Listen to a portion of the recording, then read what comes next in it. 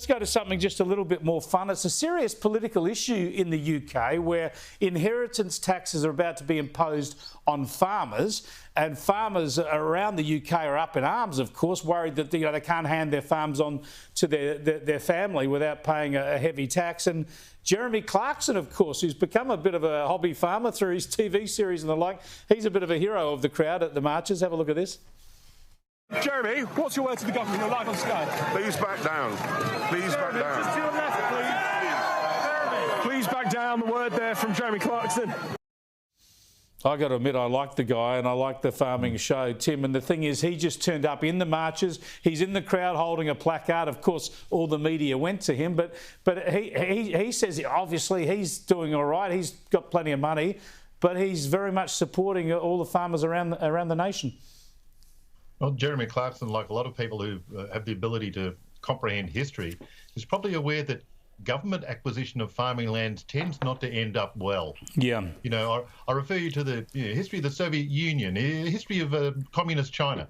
This sort of thing is so brutally totalitarian and misguided. I mean, does England want to keep feeding itself and the people it exports to, or do they want to destroy generations of farmers for some misguided class reasons? It's idiotic. It's vile. And the other thing, Mark, is his TV show highlights brilliantly is when people have this romantic notion of farming. You get out there, you look after your land, you produce your produce and sell it. Well, at every step of the path, there's government interference and government hurdles put in your way.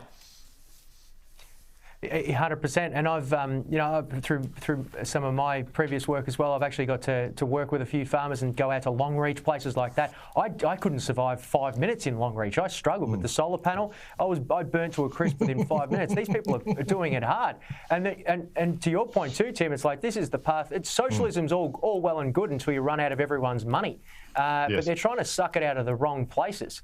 The reality with London is it's got an enormous GDP. It's a very rich city connected to a very poor country.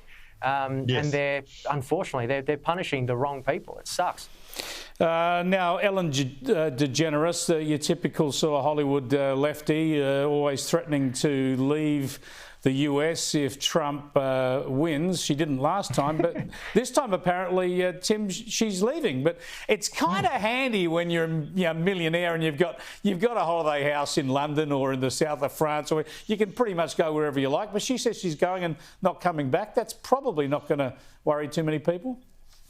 And she's taking her wife, Portia de Rossi, with her. Now, we've got a bit of a connection here with Portia de Rossi, where I live in the Wimmera Alley. This is where Portia de Rossi came from.